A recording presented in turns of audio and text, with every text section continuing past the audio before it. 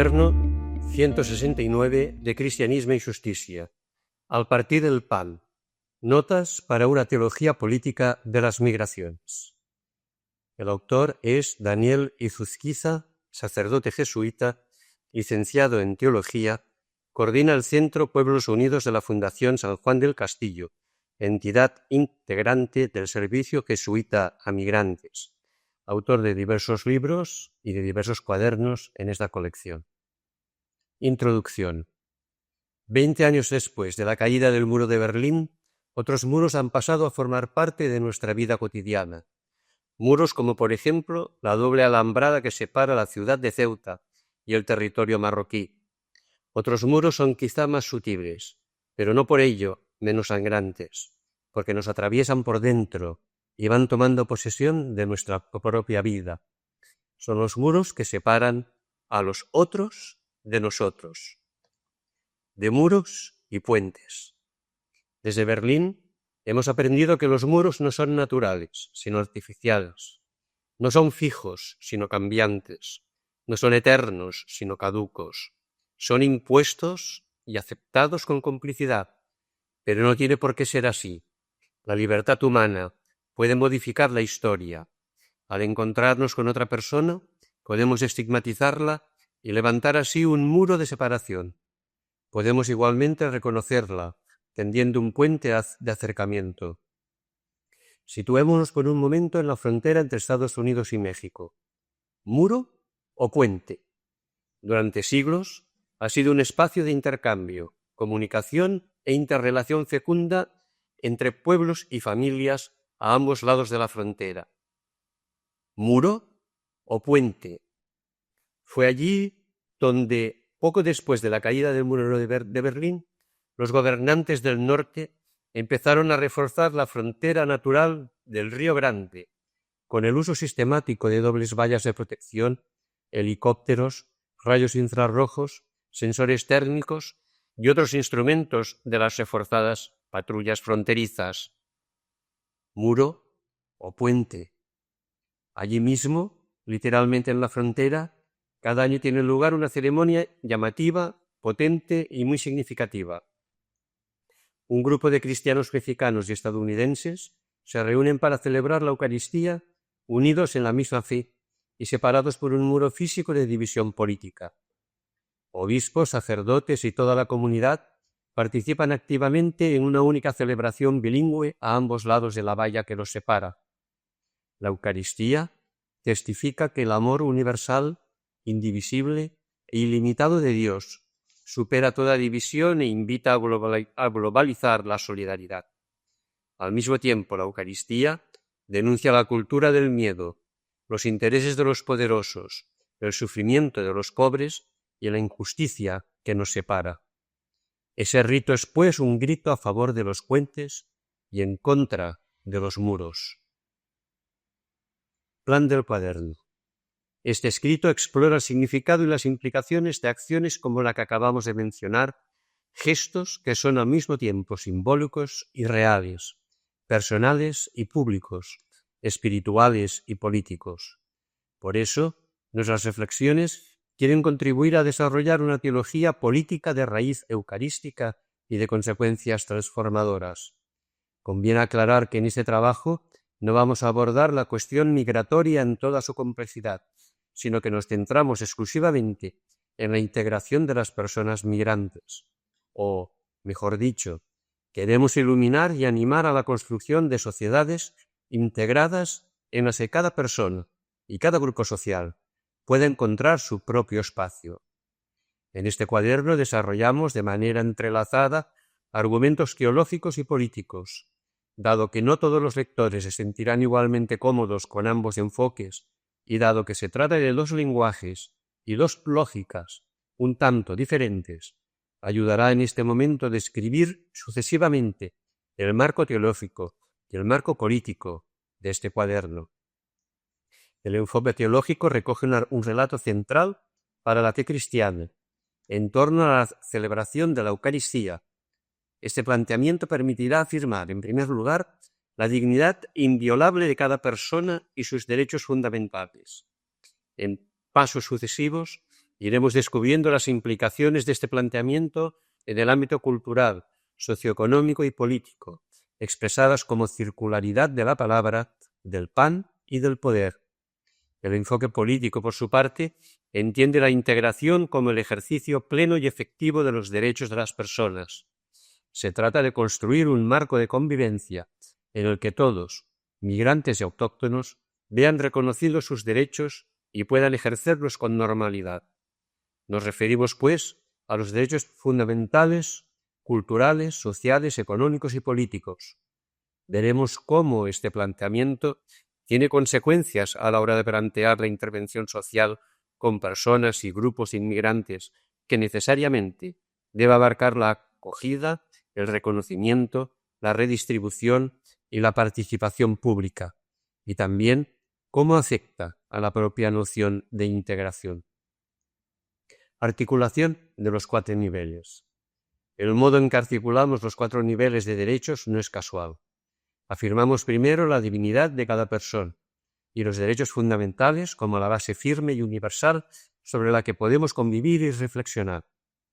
En segundo lugar, analizamos los derechos culturales y socioeconómicos como una cualidad necesaria para construir una sociedad integrada.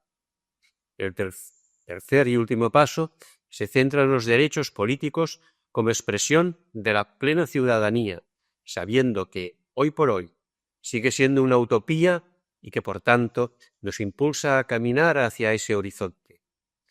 Podemos completar y matizar este esquema desde la sociología de la presencia, entendida como marco que manifiesta el mundo de la vida o Lebenswelt, en el que nos movemos.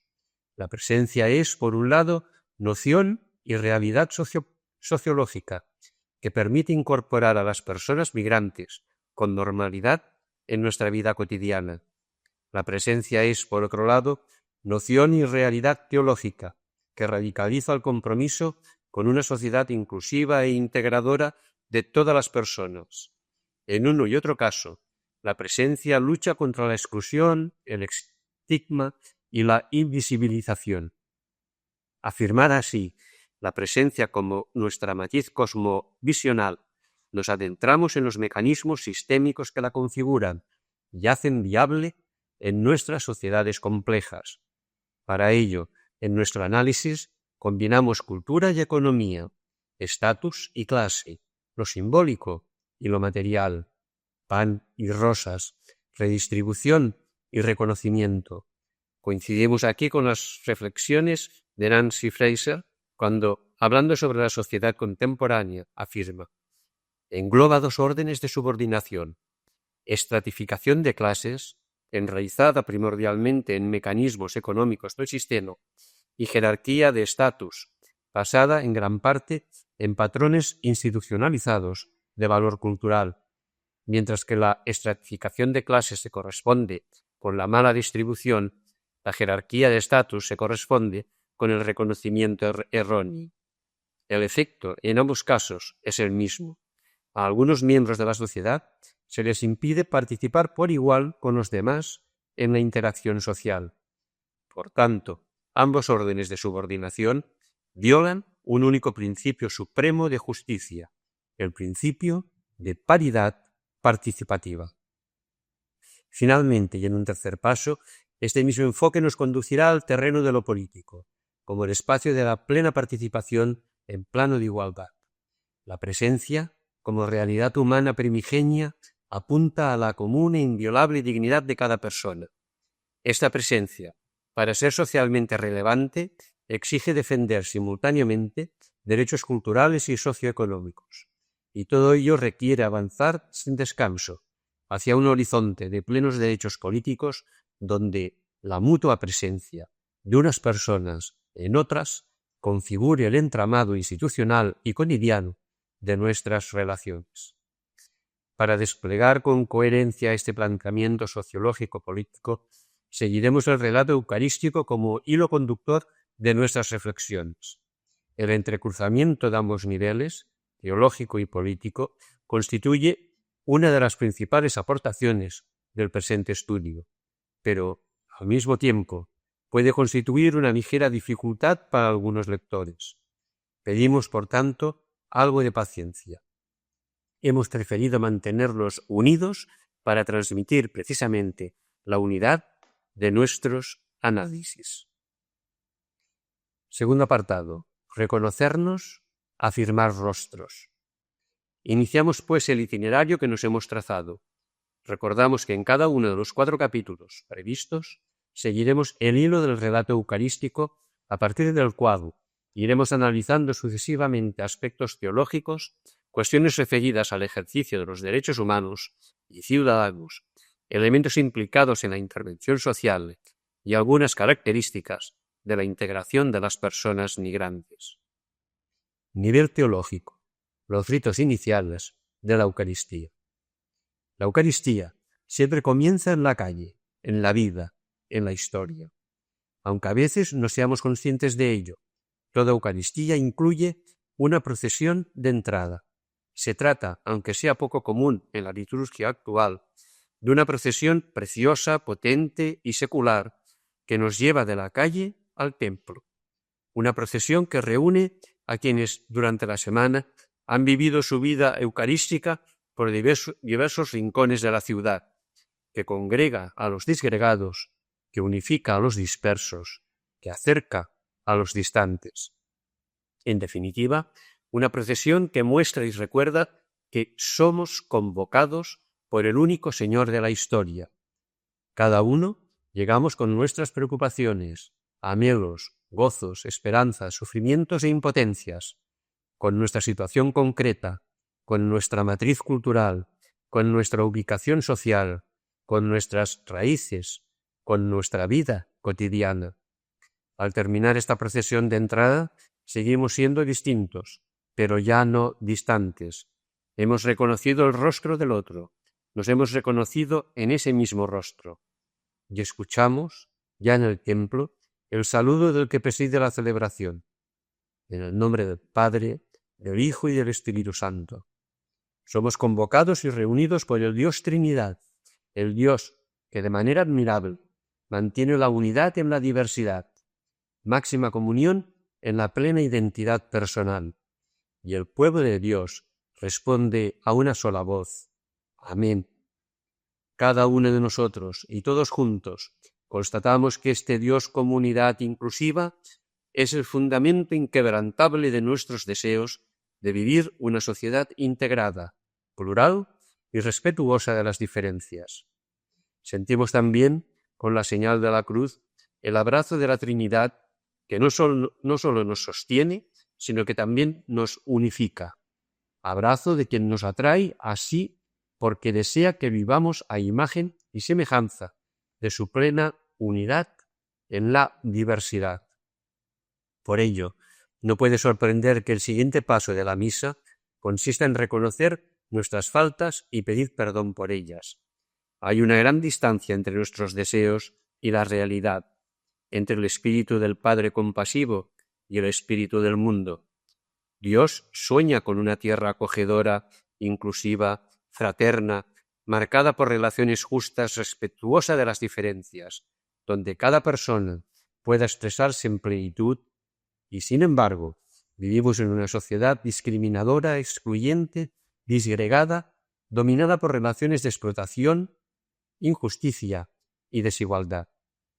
Y por supuesto, no somos espectadores externos a esta realidad, sino agentes activos de nuestra historia. Señor, ten piedad, debemos gritar con honestidad. Al hacerlo, volvemos a experimentar el perdón de Dios, que sigue comprometido en empujar nuestra historia por caminos de fraternidad y por ello nos acoge, nos rehace y nos lanza de nuevo a la vida. Terminan estos ritos iniciales con la llamada oración colecta. Primero se dedica unos breves momentos para que cada persona rece en silencio y después el que preside formula en voz alta la oración común, colectiva, compartida. Así, encontramos de nuevo la dinámica de la diversidad unificada. Cada uno expresa en silencio su particularidad más íntima, espontánea y profunda, que queda recogida en la más formal oración colecta. Pero ésta debe incluir, por definición, las diferentes voces, acentos, música, silencios, palabras, gemidos y sonoridades en la única oración común.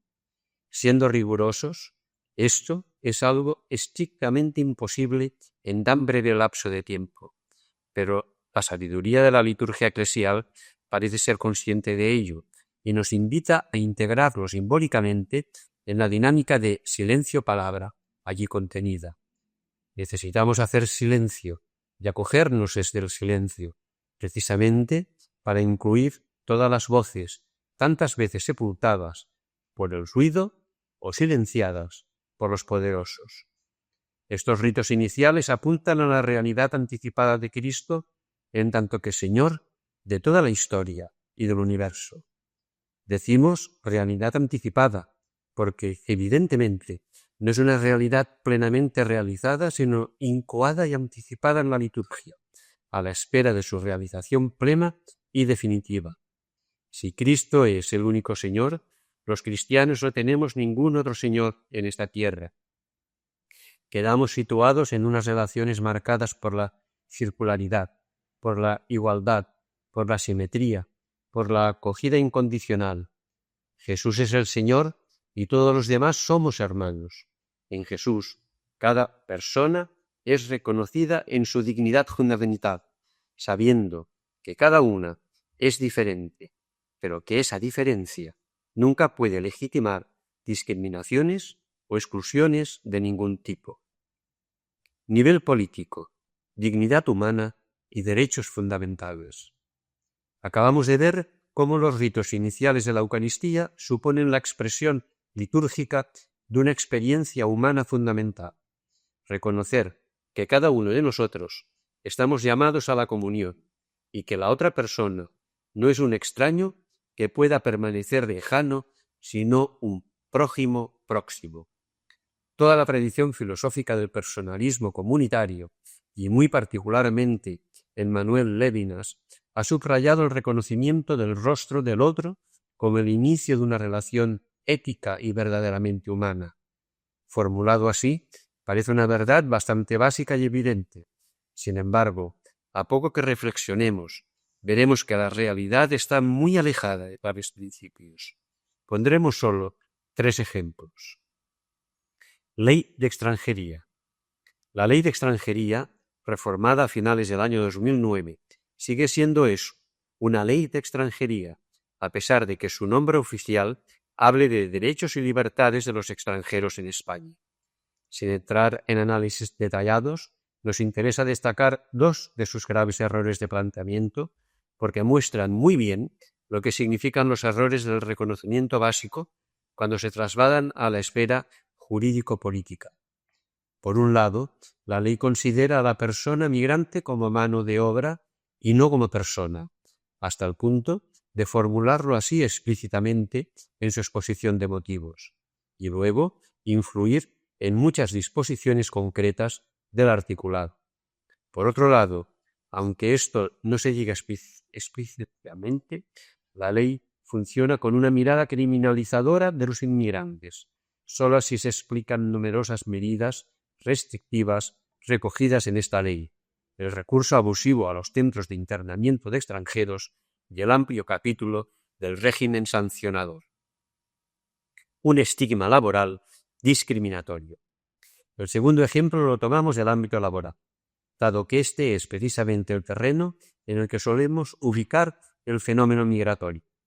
El sentir común entiende y admite, al menos en época de vacas gordas, al migrante como trabajador, pero al hacerlo le atribuye automáticamente unos determinados sectores o nichos laborales situados en el nivel más bajo de retribución salarial, de condiciones laborales, de consideración social, lo que comúnmente se dice, lo que nosotros los españoles no queremos hacer.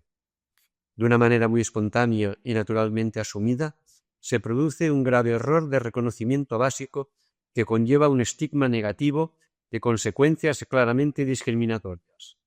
Por ser aún más concretos, en el momento en que una mujer boliviana pisa suelo español, automáticamente la sociedad la atribuye como lugar propio y única posibilidad real de inserción laboral el trabajo en el servicio doméstico como interna, independientemente de su cualificación previa, de su situación familiar, de sus expectativas.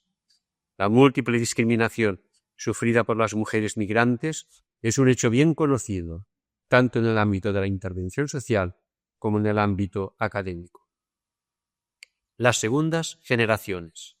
En tercer lugar, digamos una palabra sobre las segundas generaciones, esto es, sobre los hijos de migrantes ya nacidos en nuestro suelo. También en este caso, vemos cómo influye la percepción social y el reconocimiento distorsionado en las posibilidades efectivas de integrarse con normalidad en la nueva sociedad. En un estudio ya clásico, Carola y Marcelo Suárez Orozco acuñaron el término inglés poisoned mirror, que podría traducirse como espejo tóxico o reflejo envenenado, para referirse al conjunto de estereotipos y prejuicios que la sociedad lanza sobre estas segundas generaciones, con el efecto de generar identidades reactivas, marginales y de oposición activa a la sociedad mayoritaria. Evidentemente, no todas las trayectorias de configuración identitaria y de incorporación social de los jóvenes pertenecientes a familias de origen migrante siguen este patrón conflictivo y marginal, pero sí es cierto que estas personas sufren mayor discriminación y se encuentran con mayores dificultades para desplegar su propio proyecto vital. Sin entrar en detalles, lo que nos interesa destacar aquí es el hecho de que estos mecanismos distorsionadores hacia los hijos de los inmigrantes tienen efectos perniciosos, no solo para ellos, sino para el conjunto de la sociedad, tanto en el aspecto funcional como en el aspecto de los valores y principios. Ahora bien, nada de esto ocurre por casualidad, ni en el terreno legislativo, ni en el ámbito laboral, ni en lo relativo a las segundas generaciones. Los errores de reconocimiento no son simplemente errores, sino que responden a una lógica que busca segregar y explotar. Hay mecanismos concretos que apuntan a criminalizar al inmigrante y a generalizar el miedo. Por ello, es preciso desenmascarar la construcción social de la desigualdad, es decir, el proceso por el que la discriminación y la desigualdad llegan a parecer naturales. Dicho de otro modo, resulta imprescindible afirmar una y otra vez la inviolable dignidad de cada ser humano. Nivel social, políticas de acogida e integración jurídico-política. La hospitalidad o la acogida nos permiten liberar la mirada cautiva y sanar los errores del reconocimiento distorsionado. Frente a la percepción del inmigrante como alguien extraño y hostil, existe la alternativa de la hospitalidad, que hace posible nacer de nuevo. Alternativa, vivir de otra manera, vivir con otros, vivir la alteridad. En el reconocimiento mutuo y recíproco podemos descubrir la verdadera y renovada humanidad común. De este modo, la vida cotidiana y su entramado relacional se convierten en ámbitos de profunda transformación social. El asunto es sencillo, aunque muchas veces lo olvidamos. Entre lo personal y lo estructural se encuentra lo relacional. La verdadera acogida transforma nuestras relaciones y nuestras relaciones transforman la realidad. Así, logramos superar la estéril y paralizante polaridad personal estructural como si solo hubiese dos posibilidades, o refugiarse en el terreno intimista de lo micro o pretender prometeicamente cambiar todo el mundo con un golpe de mano. El encuentro auténtico con el otro en lo cotidiano permite redescubrir el potencial transformador de lo meso, de lo intermedio, de las relaciones. Derechos fundamentales y dignidad de la persona. Pero no se piense que estas consideraciones afectan solo al terreno de la acción voluntaria o a la caridad cristiana en sentido fuerte. No es así. Como ya hemos dicho, afirmar la dignidad inviolable de toda persona, independientemente de su origen o de su situación administrativa, supone una fuente de derechos fundamentales que deben ser reconocidos en el ordenamiento jurídico y en el ejercicio práctico. No es casualidad que en el Plan Estratégico de Ciudadanía e Integración 2007-2010 del Gobierno español, la primera de las áreas prioritarias de acción fuese precisamente la de acogida, con el doble objetivo de, por un lado, proporcionar a las personas inmigrantes las herramientas necesarias para alcanzar un grado de autonomía suficiente para el acceso a bienes y servicios, ejercicios de derechos y cumplimiento de deberes en igualdad de condiciones respecto de la población autóctona, y por otro lado, estructurar una red estatal de dispositivos de acogida integral en todo el territorio nacional, capaz de dar respuesta a las necesidades de acogida integral, acogida de personas en situación de vulnerabilidad y acogida especializada. En todo caso, no podemos olvidar que la cuestión de la dignidad inviolable de cada persona apunta al reconocimiento efectivo de los derechos fundamentales asociados a esa dignidad común. Por ello, es importante mencionar la primera de las nociones de integración que, siguiendo a Andrés Tornos, vamos a recoger en este cuaderno. Enfoque jurídico-político de la integración. La aproximación jurídico-política entiende que una persona está bien integrada cuando se le reconocen sus derechos y los ejerce activamente en la convivencia. El énfasis se coloca, por tanto, en el marco jurídico. Por eso, las principales dificultades para la integración provienen de las deficiencias de las leyes y de su puesta en práctica, de modo que las soluciones propuestas apuntan a remediar la inadaptación de esas leyes, responsabilidad de los legisladores, y las deficiencias en su cumplimiento, responsabilidad de los ciudadanos, migrantes o autóctonos. Desde esta perspectiva aparecen como especialmente graves algunas de las disposiciones de la ya mencionada Ley de Extranjería. Aunque afirma formalmente los principios de igualdad y de no discriminación, en realidad la regulación de derechos como la educación y la vivienda cataloga a las personas en función de sus diversas situaciones administrativas. Dicho de otro modo, para la Ley de Extranjería no hay derechos universales aplicados a las personas sin más, sino que a unas personas se les reconocen unos derechos y a otras se les reconocen solo algunos. Más allá de la injusticia concreta que suponen esas estipulaciones y de su dudosa constitucionalidad, lo grave es que esta regulación parece retrotraernos a los períodos anteriores a la Revolución Francesa, llegando a un sistema cuasi feudal en el que los derechos de las personas no dependían de su común dignidad humana, sino de su nacimiento. En este mismo sentido, el profesor Ricard Zapata Barrero ha denunciado que, en nuestros días, la ciudadanía se ha convertido en una propiedad privada, en un privilegio.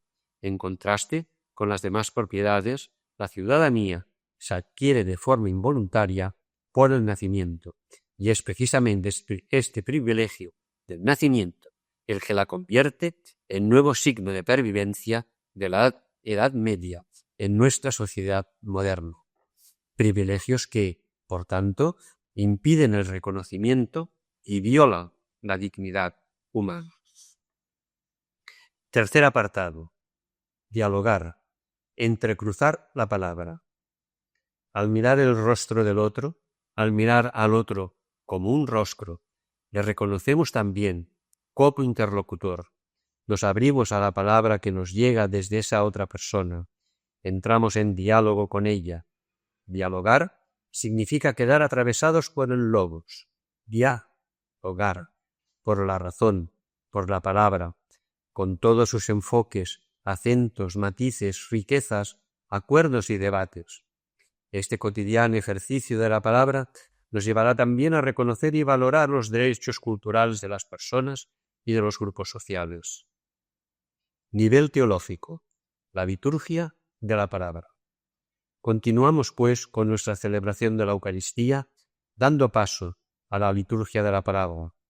En primer lugar, la palabra de Dios se recibe y se acoge como un verdadero regalo de Dios a su pueblo.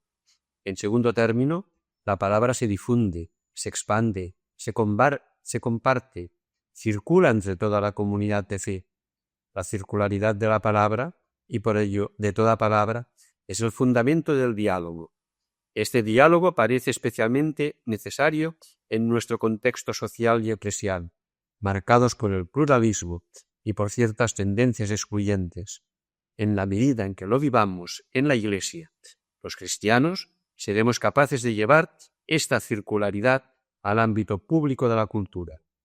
La cultura, en esa perspectiva, no puede ser un privilegio elitista que divida a la sociedad, sino una realidad que recibimos, recreamos, controlamos, difundimos y compartimos entre todas las personas y grupos de una sociedad, circularmente, sin exclusiones. Un diálogo entre Dios y el pueblo. La liturgia de la palabra es fundamentalmente un diálogo entre Dios y su pueblo. Comienza con la iniciativa de Dios que desea comunicarse con la humanidad y la respuesta de ésta escuchando la palabra de Dios. A lo largo del año litúrgico se van recorriendo los principales momentos de la historia de la salvación reflejada en la Biblia. Resulta imposible ofrecer aquí siquiera una síntesis de los textos fundamentales de la Biblia referidos a la realidad de la migración. Nos limitaremos a mencionar media docena, tanto del Antiguo como del Nuevo Testamento, a modo de ejemplos ilustrativos. Abraham, nuestro padre en la fe, era un arameo errante que salió de su tierra como emigrante. El pueblo de Israel, explotado en tierra extranjera, se constituye como tal pueblo, gracias a la acción liberadora del mismo Dios que oye sus gritos. Una vez en la tierra prometida, el pueblo está llamado a vivir unas relaciones basadas en la solidaridad, uno de cuyos iconos es la atención a los extranjeros que viven en su seno. El destierro a Babilonia y el regreso posterior a Palestina supusieron otra de las crisis fundantes que constituyen al pueblo como lo que es. Jesús mismo sufrió el destierro. A lo largo de su vida no tuvo dónde reclinar la cabeza y explícitamente se identificó con los migrantes. El apóstol Pablo abre el Evangelio a los extranjeros y forma con ellos una comunidad plural y unificada en la diversidad. Por su parte, Pedro escribe a una comunidad de migrantes y les exhorta a practicar hospitalidad mutua. Una conversación familiar. La palabra homilía proviene del verbo griego homilei, que significa conversar o comunicar algo con familiaridad, compartir algo hablando amistosamente. En dicho coloquio se busca conducir a una comprensión sabrosa de la Sagrada Escritura, invitar a la acción de gracias por las maravillas de Dios, alimentar la fe acerca de la palabra, preparar a los fieles para una comunión fructífera e invitar a practicar las exigencias de la vida cristiana. Aunque en la práctica la homilía haya derivado a equivaler a sermón o prédica, su sentido es más rico y matizado. Se trata de favorecer un espacio de diálogo de Dios con su comunidad, facilitado por el presidente y de la comunidad entre sí, siempre rodeada por la presencia de Dios y la inspiración del Espíritu. Significado de la profesión de fe. Al rezar juntos el credo, la asamblea no solo proclama a una sola voz su fe compartida en el Dios trinitario, sino que lo hace expresando su unión con tantas otras comunidades creyentes que recitan la misma fórmula a lo largo y ancho del globo. Confesar el credo nos vincula con la tradición heredada, es decir, con las comunidades creyentes que antes y después de nosotros han rezado y rezarán unidos en la misma fe. Como dice el filósofo Alasdair MacTaggart, la tradición es en realidad una conversación extendida en el tiempo. En otras palabras, rezar el credo significa simultáneamente afirmar el propio compromiso personal, compartir con la comunidad creyente ese compromiso y extenderlo tanto geográfica como temporalmente. Nos encontramos de nuevo con una potente afirmación de la unidad en la diversidad. Pero, ¿cuál es el contenido concreto de esta profesión de fe? En síntesis, Se trata de la rotunda confesión de la fe el único Dios verdadero, el Dios comunión. Evidentemente, esta afirmación condensada abarca y se despliega en otras muchas. En la vigilia pascual y en las celebraciones bautismales se utiliza una fórmula que alterna preguntas y respuestas y en la que las afirmaciones de fe van precedidas de renuncias que en nuestro contexto podrían reformularse así. ¿Renunciáis a Satanás, a sus obras y seducciones? ¿Renunciáis al mal que niega la paternidad efectiva de Dios al violar la dignidad esencial de cada persona humana, sea cual sea su condición, origen o situación administrativa? ¿Renunciáis a sus obras, es decir, a todas las acciones de discriminación, de explotación, de marginación, de criminalización, de fractura social? ¿Renunciáis a todos sus engaños y seducciones, como pueden ser el paternalismo que genera dependencias, la comodidad que nos hace callar ante la injusticia, la falta de reconocimiento de la legítima y enriquecedora diversidad humana? Este deseo, formulado y compartido, de renunciar a los valores y visiones del sistema dominante, se entrelaza con la honestidad de nuestra fe en el Dios trinitario. Dios Padre, que fundamenta la universal familia humana, Dios Hijo, que al encarnarse en Jesús de Nazaret muestra su compasión cercana, concreta y comprometida con toda la humanidad, Dios Espíritu, que aletea en toda la creación y al hacerlo convierte la diversidad en fuente de comunión. Una oración participativa. La oración de los fieles es el principal cauce en que la participación de todo el pueblo de Dios toma forma de palabra expresada en alta voz. Todos los anhelos, angustias, dificultades, intenciones, dolores, esperanzas y balbuceos encuentran su lugar en esta oración de intercesión por las necesidades del mundo y de toda la Iglesia en su concreta realidad. Recuerdo muy bien la Eucaristía de Navidad que celebramos el pasado día 25 de diciembre en el Centro de Internamiento de Extranjeros, en CIE de Madrid. Al llegar el momento de la oración de los fieles, se abrió el espacio para la expresión espontánea de los internos. Apenas había pasado un segundo desde que había invitado a la oración cuando se oyó una voz potente que clamó «¡Libertad!». Se trataba de un hombre de mediana edad, ucraniano de nacionalidad y ortodoxo de religión, que apenas hablaba castellano para articular una frase completa, pero con una sola palabra supo expresar con claridad y contundencia sus deseos más hondos al Dios todo misericordioso. Después, distintas personas fueron presentando sus peticiones de muy diversas maneras, estilos, contenidos, idiomas, músicas o gestos. Todas estas voces, gritos y silencios llegan a los oídos del Dios compasivo. Todas hacen vibrar las resonancias interiores de su corazón. Todas movilizan su acción comprometida. Nivel político. Derechos culturales. Afirmar, como acabamos de hacer, la necesidad de que cada persona y grupo social exprese su propia palabra en el espacio público no es simplemente un alegato profético para el ámbito eclesial, sino una defensa del reconocimiento político de los derechos culturales. Con esto presentamos un triple argumento sucesivo y entrelazado. El único valor de cada persona. En primer lugar, nos hacemos conscientes de la importancia de fomentar que cada persona se exprese plenamente en igualdad de condiciones y con total libertad.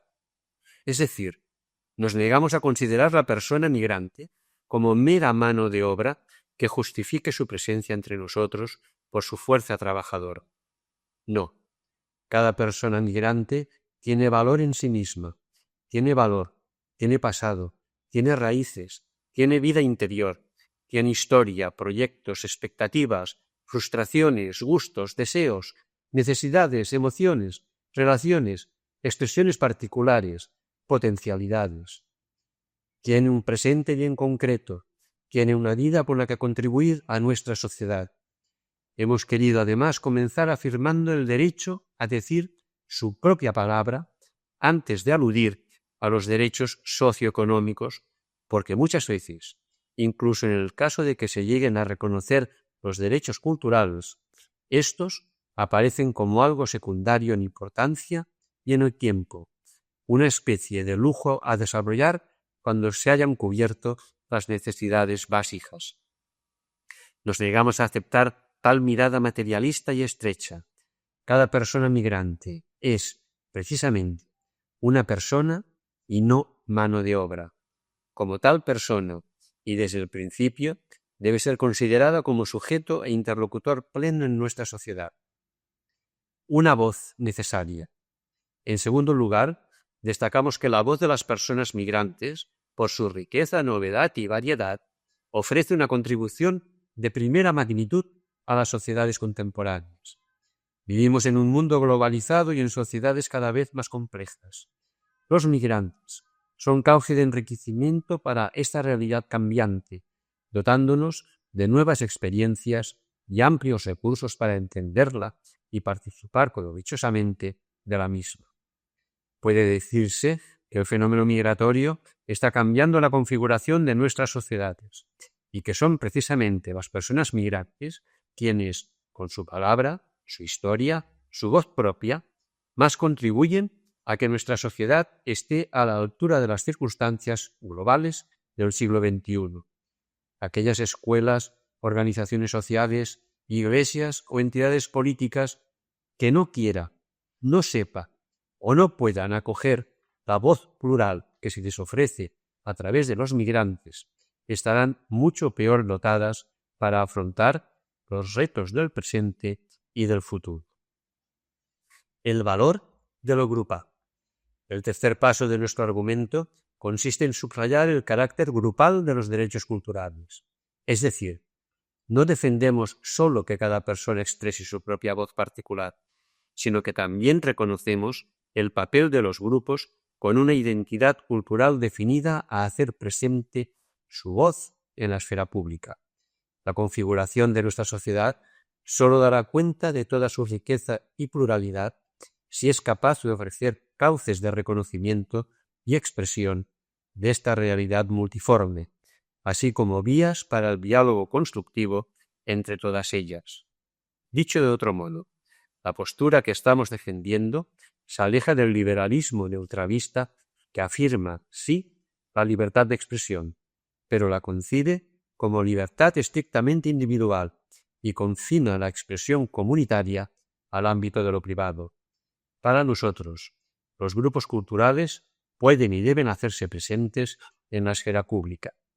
Primero, porque es un derecho, y segundo, porque así contribuyen a enriquecer la vida cívico-política de la sociedad. La cuestión religiosa. Llegados a este punto, es preciso incorporar dos elementos más en nuestro análisis, el religioso y el político. En lo referente a la cuestión religiosa, es evidente que se trata de un asunto delicado, que hace saltar las alarmas de todos aquellos ya de por sí reticentes a la presencia pública de los grupos culturales. La religión debe quedar recluida a la sacristía, dice el discurso del liberalismo dominante, y mucho más en estos tiempos de fundamentalismo, remacha el laicista. No hay lugar para la religión en el espacio público, concluye el temeroso ciudadano. Esta argumentación, tan frecuente en los debates actuales, empobrece tremendamente nuestra vida pública, limita de hecho las libertades cívicas y, en el fondo, actúa presa de miedos irracionales, ya sea el temor al ancestral nacionalcatolicismo, ya sea el recelo a lo diferente, concretamente y en nuestro caso, al mundo musulmán. Hacia el reconocimiento institucional.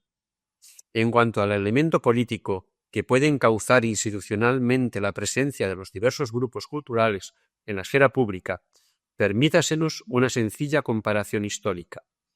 Puede decirse que la disputa central a lo largo de los siglos XIX y XX fue el conflicto capital y trabajo.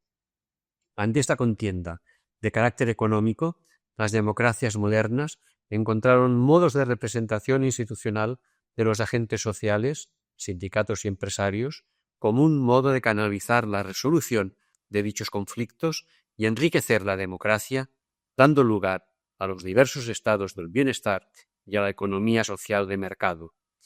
En ese sistema no se trata de que las organizaciones sindicales o patronales anulen a los partidos políticos como cauce de expresión de la voluntad popular en la democracia parlamentaria y representativa, sino precisamente de que la enriquezcan y complementen.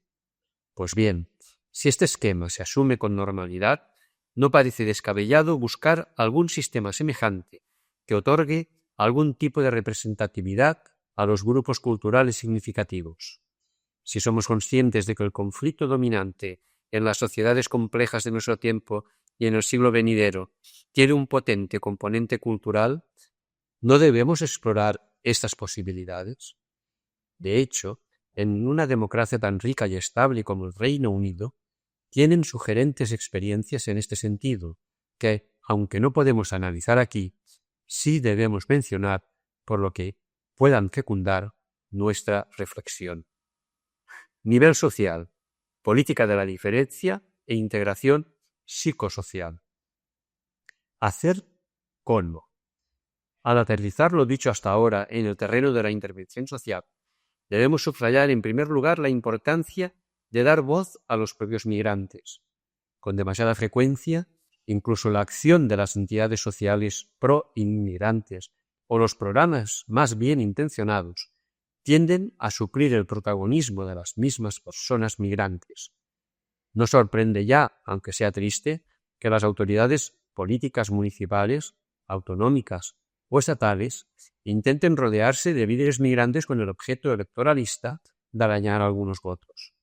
Pero más desconcertante resultaría que las ONG vean a las personas migrantes como objetos de atención social y no como sujetos activos, que les consideren como conjuntos de problemas o necesidades y no como individuos llenos de capacidades y potencialidades que se relacionen con ellos como meros demandantes de servicios y no como interlocutores en plano de igualdad, que en definitiva generen dependencias o refuercen el paternalismo. Frente a ello, nos parece esencial reivindicar el hacer con, antes y por encima del hacer para. Las experiencias de autoorganización migrante y el fomento de redes de apoyo mutuo son iniciativas realistas, utópicas y llenas de esperanza en medio de lo cotidiano. Son también ejemplos de cómo podemos avanzar en medio de las desigualdades existentes, desde la reciprocidad relacional hacia la verdadera ciudadanía solidaria. El primer paso es, pues, tomarse en serio y con coherencia las voces de las personas migrantes. Asociacionismo migrante. La segunda tarea supera el nivel individual para concentrarse en la promoción activa del asociacionismo migrante. Por supuesto, es necesario fomentar la participación ciudadana en general y la incorporación de las personas de origen migrante en las diversas entidades existentes, generalistas o temáticas. Pero eso no significa que las asociaciones específicamente de inmigrantes no tengan un papel relevante que jugar en nuestra sociedad.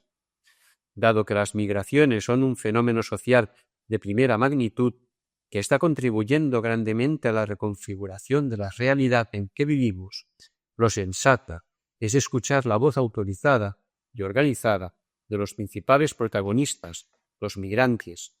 Por ello, se deben favorecer espacios y cauces que permitan articular dichas voces, y se deben diseñar modos de incorporar su discurso y propuestas a la vida cívica común.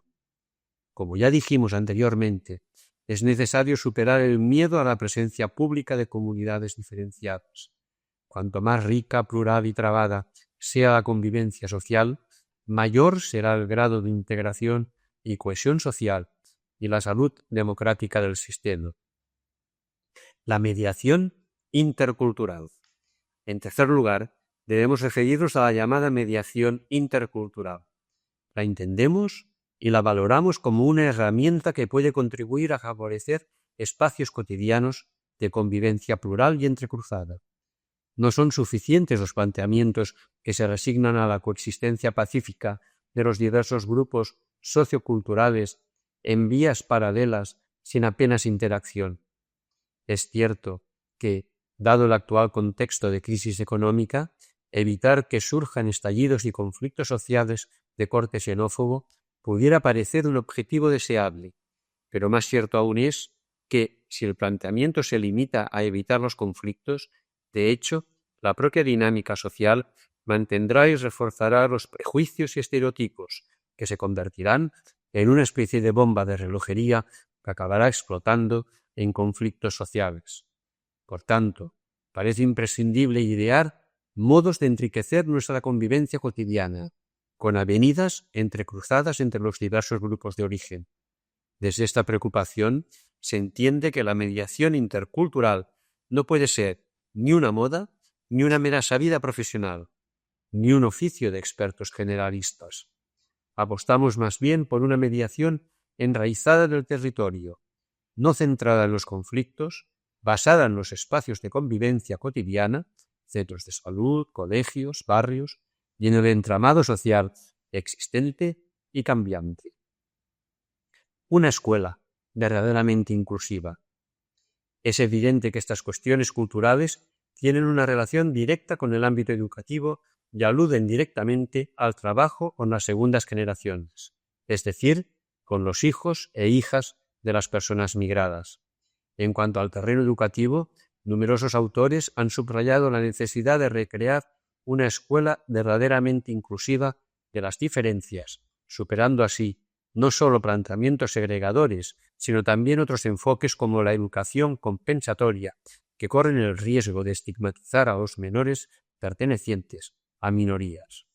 Más allá de la discusión teórica, es preciso aterrizar en programas concretos y operativos que respondan con creatividad a los retos de la realidad. Entre nosotros debe destacarse el proyecto Egedia, promovido por Fede Educación Católica, deseando, eso sí, que no se quede en papel mojado. La apuesta por una educación intercultural e inclusiva debe ir de la mano de la lucha contra la segregación educativa, que desgraciadamente parece ganar terreno en nuestros contextos. Es bien conocido que el alumnado de origen migrante y de otras minorías étnicas está muy desigualmente distribuido en el sistema escolar de nuestro país. Sería un gesto, no ya profético, sino simplemente coherente con su misión, que la Escuela Católica Concertada estableciese un plan de choque sistemático para revertir esta injusta y compleja situación, de modo que los diversos motivos geográficos, culturales o económicos no ahoguen la fuerza del Evangelio. Y sería sensato que, más allá de discursos oportunistas, los poderes públicos apoyen y animen medidas concretas en esta dirección. Enfoque psicosocial de la integración. Finalmente, debemos señalar que, a diferencia del enfoque jurídico-político mencionado en el apartado anterior, el planteamiento psicosocial de la integración se fija sobre todo en los condicionamientos psicológicos que favorecen o dificultan esa integración. Considera este enfoque que los conflictos principales en los que debemos centrar nuestra atención son los mecanismos que generan frustraciones en las personas migrantes, carencias afectivas, fracaso de expectativas, experiencias de rechazo ambiental o social, y busca sus soluciones en todo lo que pueda mejorar las relaciones humanas y contribuir a elaborar adecuadamente esas frustraciones. Como se ve, el uso intuitivo de este modo de entender la integración corre el riesgo de olvidar el contexto en que cada individuo intenta resolver o elaborar sus problemas emocionales. Pero bien entendido, sirve también como un complemento a lo dicho hasta ahora. Es imprescindible que cada grupo sociocultural pueda alzar su voz y decir su palabra, pero ello no resuelve por sí mismo el que cada persona, especialmente aquellas en una situación de mayor vulnerabilidad o exclusión, encuentre los recursos personales y sociales para también decir su propia palabra particular. Más aún, la experiencia indica que una sana y vigorosa inserción en una comunidad con identidad fuerte y creativa contribuye a reforzar los recursos personales que favorecen un yo más equilibrado, más sano psíquicamente. Cuarto apartado. Compartir, redistribuir los bienes. Damos ahora un nuevo paso en el plan trazado para esta reflexión. Junto a la palabra, necesitamos hablar del pan. Junto a los derechos culturales, aparecen los derechos sociales y económicos. Junto al reconocimiento, la redistribución. En términos cristianos, junto al libro, encontramos la mesa. Veamos cómo. Nivel teológico, liturgia eucarística. Entramos así en el segundo gran bloque de la misa, lo que se denomina la liturgia eucarística propiamente dicha. Esta se realiza en torno al altar y celebra el misterio de la Cena del Señor para que por medio del cuerpo y de la sangre del Señor quede unida toda la fraternidad. El memorial de la Última Cena debe entenderse en estrecha conexión con dos de las acciones centrales en la vida de Jesús de Nazaret. Por un lado, sus múltiples comidas, en las que destacan la acogida del extraño y su preferencia por los pobres y marginados. Por otro, la multiplicación de los panes y los peces para alimentar a la multitud hambrienta y en necesidad. En ambos casos se plasma con nitidez y rotundidad la circularidad del pan, es decir, la afirmación práctica de que todos los bienes están destinados para todas las personas. Desde los primeros tiempos de la Iglesia se vinculó la Eucaristía con la comunicación de bienes. Cuando actualmente celebramos el Día de Cáritas, el Jueves Santo y en el Corpus Christi, estamos destacando esta dimensión del compartir eucarístico. Esta realidad anticipa, hace presente y celebra la novedad del reino de Dios, que supone una alternativa radical al sistema económico vigente en nuestro mundo, que está detrás de tantos desplazamientos forzados. Frente a una economía basada en el tener y consumir, la Eucaristía nos introduce en el espacio de la gratuidad y de la comunión, fruto de la tierra y del trabajo humano. Comienza la liturgia eucarística con la preparación y presentación de ofrendas. El pan y el vino son, en las culturas agrarias mediterráneas, los elementos básicos de la alimentación cotidiana y de la fiesta. Son, pues, la realidad material y tangible que sustenta todo el entramado social. Son fruto de la tierra y del trabajo humano, es decir, de la naturaleza y de la cultura. En este momento de la celebración, recogemos nuestros fragmentos dispersos y los ofrecemos unificados. Recogemos toda nuestra realidad material y la ofrecemos para que sea distribuida equitativamente entre todas las personas. No es casualidad que sea precisamente en este momento cuando se recoge la colecta económica de la Asamblea, expresión concreta y palpable del destino universal de los bienes. En buen número de comunidades se sigue uniendo en este momento la ofrenda real de comida o de dinero para las personas en situación más frágil y vulnerable, de dentro o fuera de la comunidad cristiana. Una alabanza liberadora. A continuación, el prefacio nos ofrece en forma de oración de alabanza una síntesis de la acción liberadora de Dios a lo largo de la historia.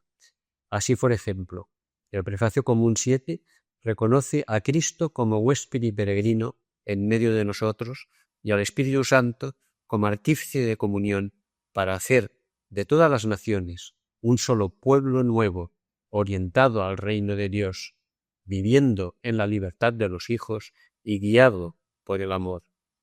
El prefacio desemboca siempre en el canto gozoso del santo. Quizá no sea casualidad que hacia el final de un voluminoso estudio sociológico sobre religión e integración de los inmigrantes, leamos que la religión es una praxis de gloria de Dios, en que una comunión santifica la historia. Así, los autores consideran que una de sus conclusiones de mayor calado es reconocer que la religión es verdadera fuente de sentido y que eso tiene serias implicaciones para la integración de los inmigrantes y para la praxis ciudadana. El corazón de la Eucaristía. El canon constituye el corazón de la plegaria eucarística y recoge en lugar central, el memorial de la última cena. Debido a la riqueza de matices que contiene, nos limitaremos a hacer una breve alusión a algunos aspectos destacados, tal como aparece en la diversidad de formas que adopta. Del llamado canon romano recogemos que Dios sigue hoy creando todos los bienes, santificándolos, llenándolos de vida, bendiciéndolos y repartiéndolos entre toda la humanidad. De la plegaria cuarta retenemos el recuerdo de Jesús el Cristo, que anunció la salvación a los pobres, la liberación a los oprimidos y a los afligidos el consuelo. Siguiendo este ejemplo del Señor, la plegaria pide para cada cristiano: inspíranos el gesto y la palabra oportuna frente al hermano solo y desamparado. Ayúdanos a mostrarnos disponibles ante quien se siente explotado y deprimido. Por su parte, la segunda plegaria de la reconciliación reconoce que el Espíritu de Dios actúa para que los enemigos vuelvan a la amistad, los adversarios se den la mano y los pueblos busquen la unión. No son palabras huecas en un contexto como el nuestro, marcado por la injusta distribución de los bienes, por las relaciones socioeconómicas asimétricas, por las dinámicas de exclusión social, por las divisiones de corte xenófobo. Entrar en comunión. Precisamente por ello, la liturgia incorpora a continuación dos gestos de gran carga simbólica y profundidad vital. Primero, la asamblea reza junto al Padre Nuestro, la misma oración que enseñó Jesús a sus discípulos. Pide, pues, vivir polarizada por el reino de la fraternidad universal. Pide cumplir la voluntad del Padre. Pide el pan cotidiano. Pide perdón por sus fallos. Pide no caer en la tentación que nos acecha. Segundo, una oración por la paz y la unidad que se expresa en un gesto concreto y sencillo.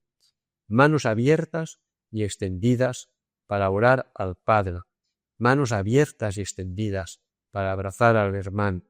Como diría el poeta, pedimos la paz, el pan y la palabra.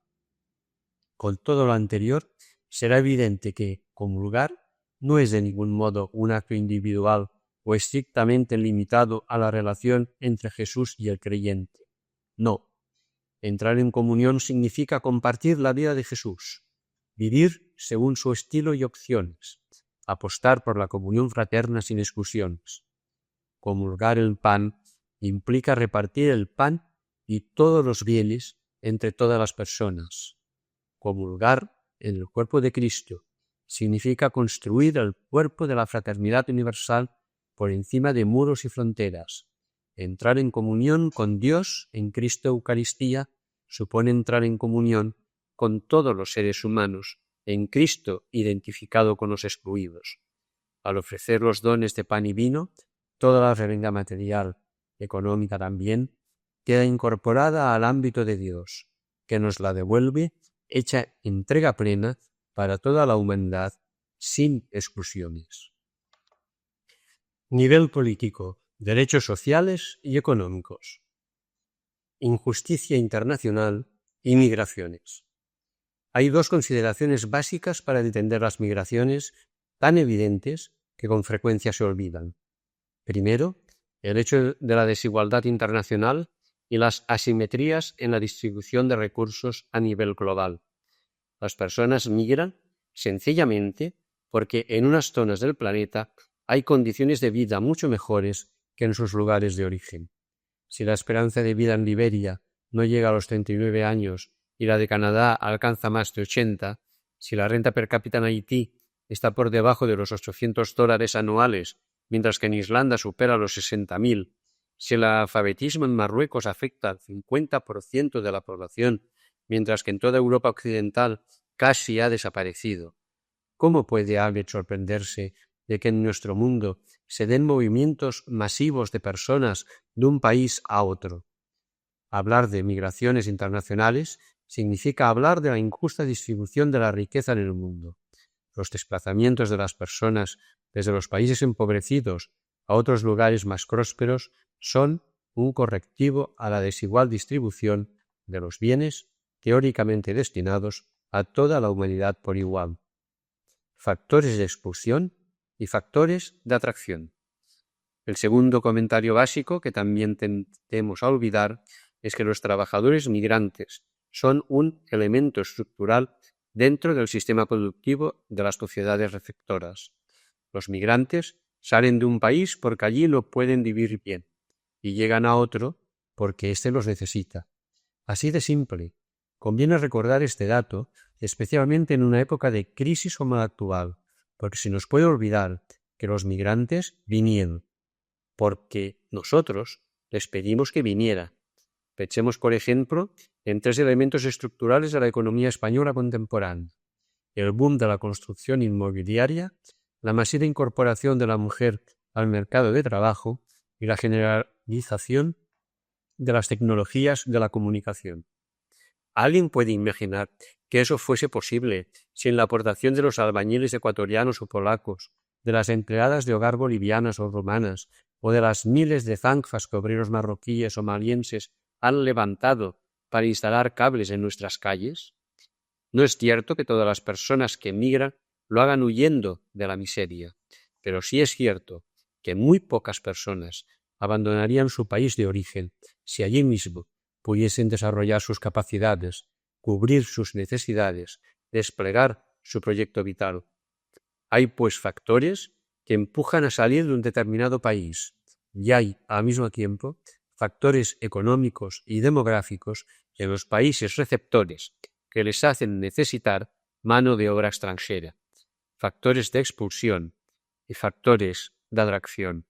Los ha llamado la literatura académica sobre migraciones. Era necesario recordar estos datos para ubicar en un contexto más amplio nuestra reflexión, que ahora debe regresar a su ámbito propio, el de la sociedad española, como espacio de integración, de ejercicio cotidiano de derechos y de cohesión social. En aras de la brevedad, nos centraremos únicamente en el ámbito del empleo, dejando de lado otros derechos socioeconómicos como la vivienda o la salud. Trabajos penosos, peligrosos, precarios. En la esfera laboral, es sabido que las personas de origen extranjero tienen una tasa de actividad superior a los autóctonos, pero que también presentan mayores índices de desempleo, mayores tasas de temporalidad y precariedad en el empleo y reciben salarios más bajos. En todos los países, los inmigrantes tienen peores condiciones laborales que los trabajadores nacionales. De ahí que suele decirse que realizan los trabajos de las 3 P: penosos, peligrosos, precarios. Versión castellana de las 3 D del inglés: dirty, dangerous, demanding, que a su vez deriva de las 3 Ks del japonés: kitanai, kitsui, kiken. En un contexto como el nuestro, marcado por un mercado laboral dualizado, se produce una concentración de los trabajadores migrantes en determinados segmentos del sistema productivo, generalmente bajo condiciones más duras. Es lo que se llama la estratificación étnica, que fuerza a los migrantes a ubicarse en ciertos nichos laborales, generalmente como obreros no cualificados. Así, sectores como el servicio doméstico, la agricultura intensiva o la construcción han quedado prácticamente en manos de los trabajadores migrantes. Una discriminación estructural. Se trata sin duda de una forma de discriminación laboral. Quizás sea discriminación sutil, porque puede dar la impresión de que estamos ante un proceso libremente elegido por los trabajadores, ya sea por decisión personal, ya por contactos de amistad o familia, ya por predisposición o experiencia previa. Ahora bien, diversos estudios han mostrado que existe una discriminación estructural en los mecanismos del mercado de trabajo que impide la incorporación de todos los trabajadores y trabajadoras en igualdad de condiciones. Citaremos solo uno de ellos, publicado hace ya 15 años, porque muestra de un modo muy gráfico qué significa y cómo funciona la discriminación en el acceso al empleo. Utilizando la técnica de la verificación in situ, diversas personas de similar cualificación proceden a la búsqueda de empleo. El estudio mide cuántas de esas personas van superando diversos escalones: llamada telefónica, acceso a la entrevista personal, incorporación efectiva al trabajo. La investigación muestra que los trabajadores marroquíes en España se incorporan al empleo 4 veces menos que los españoles. Es decir, que solo por el hecho de ser de origen marroquí y ya por teléfono, personas con semejante currículum ven limitadas sus posibilidades de acceder a una mera entrevista de trabajo. Desde entonces, sin duda, la situación no ha mejorado mucho. Una discriminación institucional. Además de la alusión a este caso, que ejemplifica bien lo que significa la discriminación estructural y da pistas sobre lo que cabe esperar de discriminación en la vida cotidiana de las empresas, es necesario decir una palabra sobre la discriminación institucional. Nos referimos al hecho de que desde las normas públicas vigentes y desde las prácticas administrativas se acaba generando un marco institucional discriminatorio.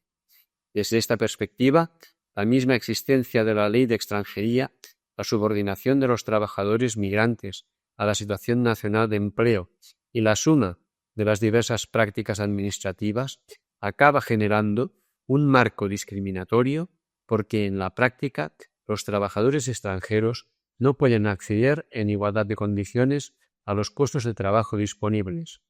De todos modos, quizá el ejemplo más clamoroso en este sentido de la discriminación institucional sea la negativa española y de todos los países receptores de inmigración a ratificar la Convención Internacional sobre la Protección de los Derechos de todos los trabajadores migrantes y de sus familias, firmada el 18 de diciembre de 1990, que recoge el marco de reconocimiento de dichos derechos.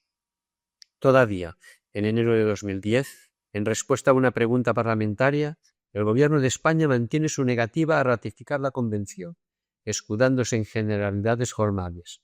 Textualmente dice que las materias que contempla exigen el establecimiento con carácter previo de una posición común de medidas sobre políticas de inmigración en el seno de la Unión Europea.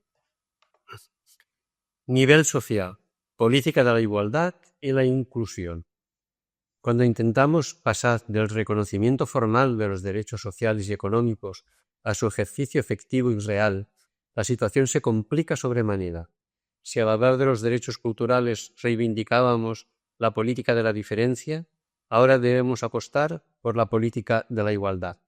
Y para ello, como indica Zapata Barrero, necesitamos combinar el lenguaje de los derechos reivindicando el acceso pleno y universal a los mismos, con el lenguaje de la discriminación, desenmascarando que, a pesar de tener derechos similares, las personas de origen migrante no tienen las mismas posibilidades de movilidad social ni de ubicación pública. Políticas de igualdad. Iguales en dignidad. Todas las personas tienen los mismos derechos humanos. En ese sentido, defendemos políticas de igualdad. Ahora bien, cuando la situación objetiva muestra desigualdades prácticas ancladas en los mecanismos del sistema social, entonces son necesarias medidas correctoras y acciones afirmativas que ayuden a superar los desfases, a compensar las desigualdades, a contrarrestar la discriminación. En coherencia con lo mencionado en la sección anterior, centraremos nuestras reflexiones en el ámbito laboral, aunque la misma línea argumental serviría para el ejercicio de los derechos a la vivienda, la educación o la salud. El trabajo como lugar de discriminación. Ya hemos aludido a las duras condiciones laborales que deben soportar los trabajadores migrantes, así como al papel estructural que suponen en nuestra economía contemporánea. Conviene ahora mencionar varios aspectos relacionados con la incorporación real de los mismos al mercado de trabajo y, correlativamente, con las políticas que favorecen la igualdad inclusiva. Desde hace tiempo sabemos que los trabajadores migrantes sufren niveles altos de rotación y precariedad en el empleo, lo cual ha supuesto en estos momentos de crisis económica un significativo incremento del desempleo, precisamente porque son los trabajadores temporales los primeros en ver rescindidos sus contratos. En ese contexto, nos parecen injustas y peligrosas las políticas centradas en incentivar el retorno de los trabajadores migrados, iniciativas que, por otro lado, se han mostrado bastante ineficaces y alejadas de la realidad. Un segundo aspecto se refiere a la existencia de nichos laborales en los que se concentra la población trabajadora de origen extranjero. Ya dijimos que se trata de sectores caracterizados por su dureza física, su escaso reconocimiento social y sus limitados derechos. El caso más significativo es el del servicio doméstico, posiblemente el sector laboral en el que más peso tienen las situaciones de irregularidad administrativa y en el que, incluso cuando la relación laboral está regulada, lo hace en las condiciones discriminatorias del régimen especial de las empleadas de hogar, muy por debajo del régimen general. Es evidente la necesidad de una reforma en profundidad de este sistema. En tercer lugar, es preciso decir una palabra sobre la cualificación de los trabajadores migrantes. En muchas ocasiones nos encontramos con un verdadero despilfarro de recursos porque no se aprovecha la formación ni la experiencia de los trabajadores de origen extranjero, precisamente por la estratificación étnica y la discriminación en el mercado de trabajo. Cualquier política inteligente, aunque solo sea desde el punto de vista de la eficiencia económica, deberá prestar atención a la convertibilidad del capital humano de los trabajadores migrantes, a la mejora de las prácticas administrativas que agilicen la homologación y reconocimiento de títulos en los diversos niveles del sistema educativo y, particularmente en esos tiempos de crisis, a los programas de recalificación profesional que aprovechen la valía de los trabajadores ya presentes en nuestro territorio antes de lanzarse a aventuras ambiguas como la captación de trabajadores cualificados, la llamada tarjeta azul o la migración circular. Finalmente, es imprescindible abordar la realidad de los trabajadores migrantes ya incorporados al mundo laboral. Por un lado, se hace necesario detectar, documentar, visibilizar y luchar contra la discriminación en el mundo de la empresa. Y al mismo tiempo, conviene impulsar medidas positivas que favorezcan la gestión creativa y fructífera de la diversidad en la empresa. Sin ello, será muy difícil que la movilidad laboral vertical, ascendente, sea una realidad para las personas de origen extranjero. Diversas entidades sociales han lanzado iniciativas locales desde hace algunos años, pero el camino por recorrer es aún muy grande. Enfoque estructural funcionalista. Podemos recapitular lo dicho retomando algunas reflexiones sobre el modelo de integración que manejamos. El enfoque estructural funcionalista concibe el sistema social como un todo articulado entre sus subsistemas: cultural, económico, de personalidad, que deben regularse armónicamente para que el conjunto y sus partes funcionen correctamente. La persona estará integrada desde esta perspectiva cuando sus roles culturalmente establecidos estén bien engranados con su propia autorrealización o satisfacción personal y con la asignación de bienes económicos suficientes.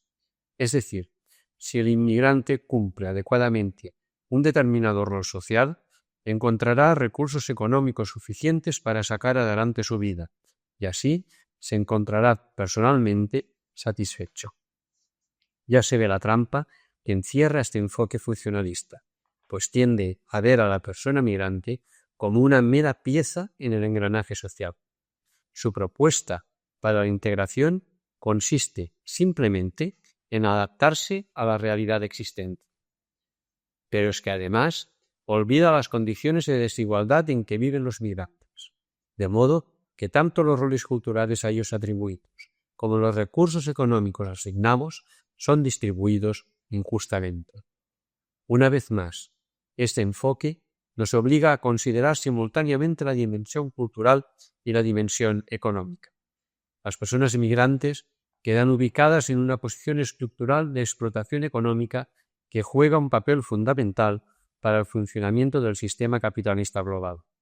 Por tanto, se hace evidente la necesidad de una visión menos funcionalista y menos mantenedora del status quo, para desenmascarar la estrategia consistente en segregar culturalmente para explotar económicamente. Con todo, es posible recuperar desde una perspectiva crítica parte de la aportación del enfoque estructural funcionalista de la integración. Superadas sus ambigüedades funcionalistas, este planteamiento tiene la virtud de subrayar el carácter estructural de las migraciones en el sistema social. Es decir, nos hace ver el fenómeno migratorio y a las personas migrantes como una pieza imprescindible sin la cual es imposible comprender nuestra realidad. A la vez, constata el hecho de que sin el pleno ejercicio de los derechos en el ámbito estructural, trabajo, vivienda, educación, sanidad, no podemos hablar de verdadera integración de las personas migradas, porque en realidad no podemos hablar de sociedades estructuralmente integradas. Quinto apartado: participar, construir la ciudad. Este apartado final es más breve que los anteriores y tiene un cierto carácter conclusivo, o mejor dicho, un carácter de apertura, pues nuestras conclusiones quedan abiertas y nos lanzan a la tarea constructiva de vivir la integración en lo cotidiano. La Eucaristía nos empuja a la vida para construir una ciudad polis plenamente participativa y para buscar una sociedad en la que el ejercicio de todos los derechos sea una realidad. Nivel teológico: ritos conclusivos. Llegamos, pues, a los llamados ritos conclusivos de la Eucaristía. La bendición final nos sitúa, de nuevo, bajo la mirada misericordiosa del Dios Trinidad, o, más rotundamente, envueltos por su abrazo transformador. La tarea que tenemos por delante no se logrará meramente a base de los esfuerzos propios, ni siquiera aunque estén inspirados por el modelo trinitario. Avanzaremos en la dirección correcta porque Dios mismo va en nuestro mismo caminar, comprometido en nuestra historia, rodeándonos con su ternura. El envío final no debe entenderse como una fórmula rutinaria y superficial, como quizá pueda sonar el habitual «podéis ir en paz». Muchas veces podemos decir o escuchar tal expresión como si nada hubiera cambiado tras la celebración, pero eso sería olvidar el hondo e integral sentido del shalom o la paz bíblica. Otras fórmulas que también indica el ritual nos ayudan a captar nuevos niveles y ricos matices del sentido de este envío final al acabar la celebración sacramental. La alegría del Señor sea nuestra fuerza, o glorificad al Señor con vuestra vida. Personalmente, aunque no es una expresión litúrgicamente acuñada, me resulta muy potente esta otra fórmula de despedida. Hemos celebrado la Eucaristía, ahora nos toca vivirla. Podéis ir en paz. Es decir, que al terminar la celebración sacramental, somos conscientes de que hemos vivido una experiencia que anticipa la realidad incoada del reino aún por venir, y por lo mismo estamos invitados a transformar la vida, la historia y toda la sociedad según lo vivido y celebrado. Dicho de otro modo, estamos llamados a eucaristizar la vida, entender toda la realidad desde las categorías eucarísticas y transformarla según lo anticipado en la celebración.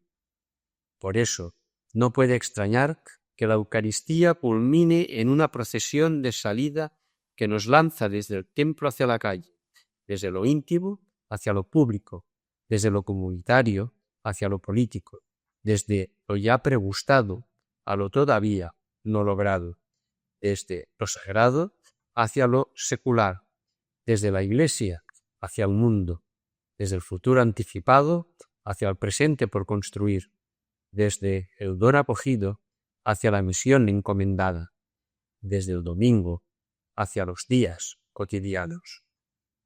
Nivel sociopolítico: participación e interacción cotidiana. Es precisamente en la vida cotidiana donde se juega este último nivel de los derechos políticos. Comenzamos ese trabajo afirmando la inviolable dignidad de cada ser humano, que se despliega en el ejercicio simultáneo de los derechos culturales y los derechos socioeconómicos. Ahora llegamos al punto en el que se hace necesario afirmar la universalidad de los derechos políticos, que implica la plena participación en el espacio público y la construcción de la ciudadanía global. Hablamos de un reconocimiento de carácter institucional, pero que no se limita a lo meramente formal, sino que se ejercita prácticamente en la interacción cotidiana normalizada. Por eso, se trata de una tarea constructiva y creativa, un horizonte hacia el que caminar. Desde el punto de vista jurídico formal, la clave está en el derecho al voto. Por más vueltas que se den, el asunto es bastante claro. No habrá plena integración de las personas de origen extranjero sin el reconocimiento de su derecho a la participación política a través del voto en las elecciones democráticas de cada territorio.